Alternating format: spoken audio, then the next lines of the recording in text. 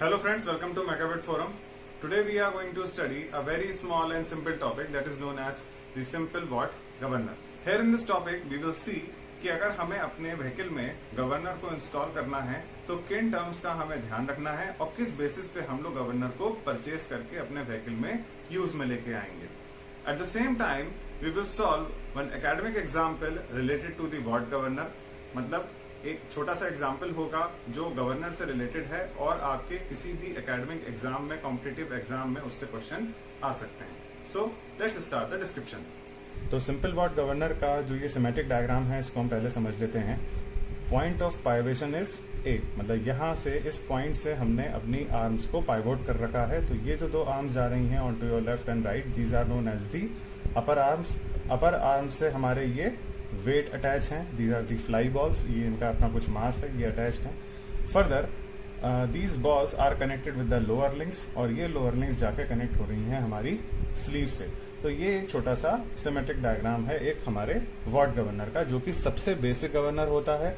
Initial starting ही हमारी इस governor की यहीं से होती है वाट गवर्नर से. बहुत छोटा होता है, लाइट वेटेड होता है. तो इसके अगर हम टेक्निकल टर्म्स देखें तो टेक्निकल टर्म्स में जो इसकी कॉन्फ़िगरेशन डिफाइन करती है, तो अगर आप पॉइंट ऑफ पाइवेशन से लेके बॉल के सेंटर तक के डिस्टेंस की बात करें तो that is known as the height of the governor denoted by small h. And if you talk about the radius तो that is the distance between the spindle. ये जो डॉटेड लाइन आप देख रहे हैं बीच में, दैट इज द स्पिंडल जो हमारा इंजन के साथ में रोटेट करता है. And the distance from the spindle to the centre of the ball is known as the radius of the governor. If you really want to know about what is governor, how it works and what it is function, तो जो link है वो मैंने description box में दे रखा है. You can go through that and if you have any queries you can post that query in the comment box section. तो अगर हम इसके टर्म्स को समझें तो we have m equals to mass of the fly balls that is in kg. तो ये जो फ्लाई बॉल्स होती हैं इनका जो वेट है दैट इज इन kg और उसको हम कहते हैं mass. Then we have w is the weight of the fly balls in newton. मतलब अगर हम इसके वेट की बात करें तो वो हमारा होगा w equals to mg in newtons. देखिए मास और वेट में बड़ा डिफरेंस है. मास जो हमारा होता है that is individual in kg और जबकि जो वेट है वो ग्रेविटेशनल फोर्स के इंक्लूजन में होता है and that w equals to mg. t is the tension in the arms that is t. जो ये हमारी आर्म्स हैं जब ये रोटेट करती हैं अलॉन्ग विद द स्पिंडल तो उनके अंदर कुछ टेंशन डेवलप होता है because we are having the balls, fly balls attach to its another end. फिर हमारे पास है omega is the angular velocity of the arms and ball. मतलब जब हमारा ये गवर्नर रोटेट करेगा 360 degree along with the engine along the spindle तो उस समय सेंट्रीफ्यूगल फोर्स डेवलप होगा. तो ये जब घूम रहे हैं तो इनके घूमने की जो एंगुलर वेलोसिटी है that is denoted by omega in radians per second. Further we have the radius of rotation of the ball, ये हम अभी डिस्कस कर ही चुके हैं, that is in metres.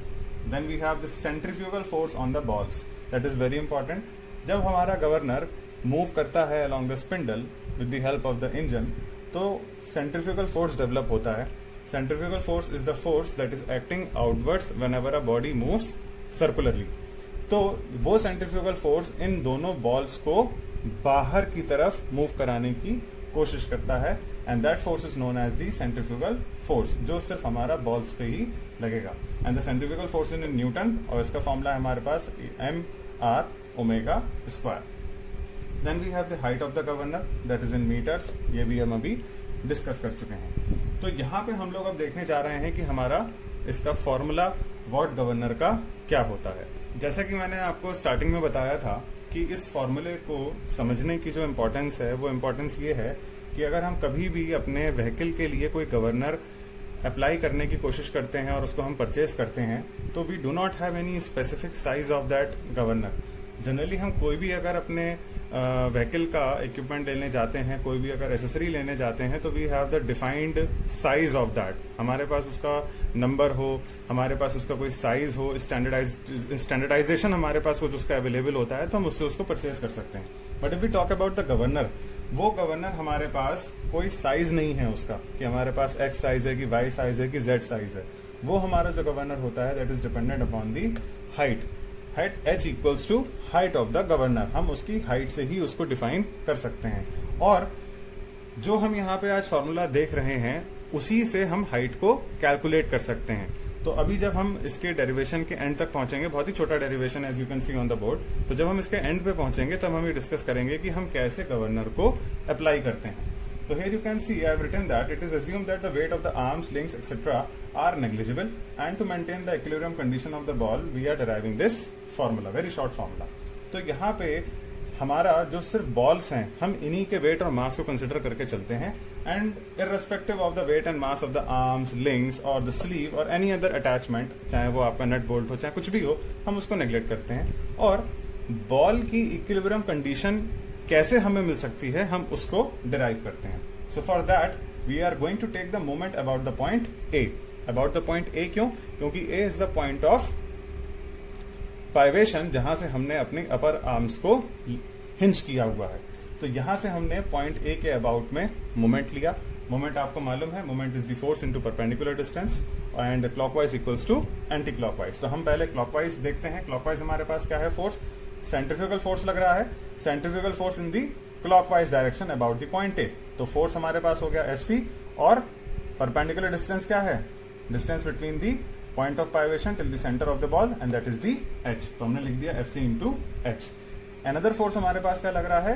Wait of the ball, मतलब जो बॉल है वो नीचे की तरफ मूव करती है, उसका अपना कुछ वेट होता है। तो वो जो एक फोर्स लग रहा है, that force in the anti clockwise direction. कैसे? अब आप देखिए, जो वेट नीचे जा रहा है अबाउट दिस पॉइंट ए, तो ये हो गई इसकी डिस्टेंस। अब ये मूव करता हुआ एंटी क्लॉकवाइज में जा रहा है, तो डिस्टेंस क्या हो गई? डिस्टेंस हमारी हो गई distance between the point of pivotation and the centre of the ball, और you can say distance between the spindle and the centre of the ball. तो हमारे पास डिस्टेंस है वो r, तो W इंटू आर। तो हमारे पास एक ये इक्विलिब्रियम कंडीशन की एक मोमेंट की इक्वेशन निकल के आ गई, Fc into H equals to W into R. अब आप ये देखिए, Fc को हम लोग क्या लिख सकते हैं? Fc is the centrifugal force which can be written as F equals to mr omega square. तो हमने इसको लिख लिया mr omega square into H as it is आ गया। W हमारा क्या है? W was the weight in newton, तो अब हम इसको मास के कंसिडर में लेके चलते हैं। तो W equals to m into G into R. अब आप यहाँ पे देखिए, m into R is on the left hand side and m into R is on the right hand side, दोनों कैंसिल आउट हो जाएंगे।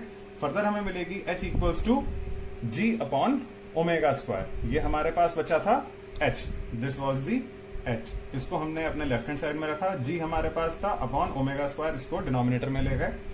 Further on solving we get G upon omega को हमने लिख लिया 2πn अपॉन 60। ओमेगा हमारा था angular velocity of the arms and ball, मतलब जिस वेलोसिटी से वो हमारी आर्म्स और बॉल स्पिंडल के अलोंग, स्पिंडल के साइड में वो मूव करेंगे, that was the angular velocity, और हमने उसको लिख लिया 2πn अपॉन 60 का स्क्वायर। फर्दर ऑन सॉल्विंग, यहाँ पे हम राइट हैंड साइड पे पहुंचे डिवाइड करके, तो अब हमारे पास क्या है? H इक्वल्स टू G की वैल्यू 9.81, 60 का स्क्वायर, क्योंकि ये डिनोमिनेटर में था 2πn अपॉन 60, तो ये मल्टीप्लाई होके ऊपर चला जाएगा। तो 9.81 इंटू 60 का स्क्वायर 3600 अपॉन 2 का स्क्वायर 4, पाई का square pi square and n का स्क्वायर n स्क्वायर। तो फाइनली जब आप 9.81 इंटू 3600 अपॉन 4 पाई स्क्वायर, ये सब हमारे पास कांस्टेंट है। पाई की भी वैल्यू हमारे पास होती है 4, 9.81, 3600 सब कांस्टेंट है। तो जब आप इसको सॉल्व करेंगे तो upon solving with the calculator you will get its value as 895। तो फॉर्मूला हमारे पास जो निकल के आया वॉट गवर्नर का, that is H equals to 895 upon n square. तो ये हमारे पास वॉट गवर्नर के लिए एक छोटा सा फॉर्मूला है। इसके बेसिस पे हम एकेडमिकली न्यूमेरिकल्स भी सॉल्व करेंगे। और हाँ, अगर आप कभी भी वॉट गवर्नर अपने व्हीकल में अप्लाई करना चाहते हैं तो for that you have to take this formula into consideration. अब मैं आपको यहाँ पे बताता हूं कि इस फॉर्मूला से ही हम क्यों अपने गवर्नर को डिफाइन करते हैं। देखिए, हमारा कोई भी व्हीकल एक आरपीएम जनरेट करता है, उसका जो इंजन होता है वो कुछ आरपीएम जनरेट करता है। अब अगर हमें उसके अंदर गवर्नर को, मतलब उसकी इंजन की मीन स्पीड को रेगुलेट करना है according to the variation of the load, तो हमें उसमें गवर्नर लगाना पड़ेगा। अब गवर्नर हम अपने व्हीकल में किस बेसिस पे लगाएंगे, वो बेसिस अभी हमें यहाँ पे मिल चुकी है। तो अब हम इस फॉर्मूले से ये कैलकुलेट कर सकते हैं कि हमें किस हाइट का गवर्नर चाहिए। तो from here in this formula we will find out the n, that is the RPM generated by the engine. Tachometer की हेल्प से आसानी से निकाल सकते हैं कि हमारा कोई भी व्हीकल का इंजन कितने आरपीएम जनरेट कर रहा है। उस आरपीएम को हम इस फॉर्मूले में प्लेस करेंगे and from here we will get the height of the governor. तो फाइनली जो अब हमें हाइट ऑफ द गवर्नर मिलेगा, उसके बेसिस पे now we can easily install that particular height of the governor into that vehicle. हमारे पास बहुत सारे व्हीकल होते हैं। डीजल इंजन में भी कई वेरिएंट आते हैं, पेट्रोल इंजन में भी व्हीकल्स के कई वेरिएंट आते हैं और सबका अपना अपना अलग आरपीएम करने की कैपेसिटी होती है। तो उन व्हीकल्स में कितनी हाइट का गवर्नर लगना चाहिए वो हम निकाल सकते हैं with the help of N. We can easily find the N with the help of the tachometer of that vehicle. फिर उससे इस फॉर्मूले से हम हाइट कैलकुलेट करेंगे एंड वो जो हाइट हमें मिलेगी हम उस हाइट का गवर्नर अपने व्हीकल में इंस्टॉल कर लेंगे। तो ये तो था हमारा सिंपल वॉट गवर्नर का एक्सप्लेनेशन। अब हम ये देखेंगे कि एकेडमिकली ये गवर्नर के हम न्यूमेरिकल्स कैसे सॉल्व करते हैं। तो that we will see with the help of the example. Here we have example of that simple Watt governor. यहाँ पे आप देख रहे हैं क्वेश्चन दिया हुआ है, calculate the vertical height of the Watt governor when it rotates at 60 RPM. मतलब हमें वर्टिकल हाइट निकालनी है उस गवर्नर की, वॉट गवर्नर की, जब वो 60 आरपीएम पे रोटेट कर रहा है। और हमें ये भी निकालना है the find in change in height, vertical height when the speed increases to 61 RPM. At the same time हमें इस क्वेश्चन में ये भी निकालना है कि अगर उसका आरपीएम 60 से 61 हो गया, मतलब 1 आरपीएम का उसके अंदर इंक्रीमेंट हुआ, तो उसकी वर्टिकल हाइट पे क्या इफेक्ट आएगा। तो यहाँ पे हम पहले गिवन डेटा लिखते हैं, हमें हाइट निकालनी है। N1 हमें दे रखा है 60 आरपीएम। हमने N1 क्यों लिखा? हमने N1 इसलिए लिखा क्योंकि हमारे पास 1 आरपीएम है कम, 1 आरपीएम है ज्यादा। Means we are having 1 minimum RPM and 1 maximum RPM. तो हम उसको N1 N2 ले लेते हैं। तो N1 इज द 60 आरपीएम। फिर हमें निकालनी है find the change in vertical height. Change in vertical height is H1 minus H2। ये हमने क्यों लिखा? चेंज इन वर्टिकल हाइट हम तभी निकाल पाएंगे when we would be knowing the initial height and we would be knowing the final height. तो initial में से फाइनल कर देंगे तो हमारे पास find in change in vertical height जो हमसे पूछा गया है वो आ जाएगा। और फिर हमें दे रखा है when the speed increases to 61 RPM. मतलब N2 हमारे पास जो मैक्सिमम आरपीएम हो गया उसका वो हो गया 61। तो अब हम यहाँ पे वही वॉट गवर्नर का फॉर्मूला लगाते हैं, H equals to 895 upon N1 square. तो ये जो बेसिकली हमारा H है, ये हमारा कौन सा H हो गया? ये हमारा हो गया initial height, that is H1। तो हमने H1 निकाला 895 अपॉन N1 स्क्वायर और N1 की वैल्यू रख दी हमने यहाँ पे 60 का स्क्वायर। इसको जब हम सॉल्व करेंगे तो we would get H1 equals to 0.248 metre. इसको सॉल्व करने पे हमारे पास ये वैल्यू आएगी। अब क्योंकि हमें चेंज इन वर्टिकल हाइट निकालना है, so we need to calculate the final height. Final height निकालने के लिए again we will make use of this formula, H2 equals to 895 upon N2 square. N2 is the another RPM जो हमें दे रखा था। इस 895 अपॉन N2 में वैल्यू N2 की रख देंगे, दैट इज 61, और उसको सॉल्व करेंगे तो हमारे पास H2 जो निकल के आएगा दैट विल बी 0.240 मीटर्स। तो अब हमारे पास निकल के आ चुका है कि H1 और H2 की हमारे पास क्या वैल्यूज हैं। अब हमें क्योंकि निकालना था change in vertical height, we will make the formula change in vertical height H1 minus H2, initial minus final. Initial हमारे पास थी 0.248, फाइनल हमारे पास 3.240 और हमने इसको निकाल लिया 0.008 metre which is equivalent to 8 mm। मतलब गवर्नर ने जब अपनी स्पीड 60 आरपीएम से 61 आरपीएम करी तो उसके में जो स्लीव लगा था उसको 8 mm की लिफ्ट मिली। मतलब उसने अपनी पोजीशन को 8 mm में डेविएट किया, डिफ्लेक्ट किया, मतलब वो अपनी 8 mm पोजीशन उसने ट्रेवल किया। तो ये हमारा एक छोटा सा एकेडमिक एग्जाम्पल था जो गवर्नर के बेसिस पे एग्जाम में क्वेश्चंस आपसे पूछे जा सकते हैं। So here was a precise explanation about a simple watt governor and its working. At the same time we saw कि अगर हमें अपने व्हीकल में watt governor को प्लेस करना है, उसको यूज में लेके आना है, तो हमें किन स्पेसिफिकेशंस का ध्यान रखना है और उसके बेसिस पे हमें कैसे गवर्नर को परचेज करना है।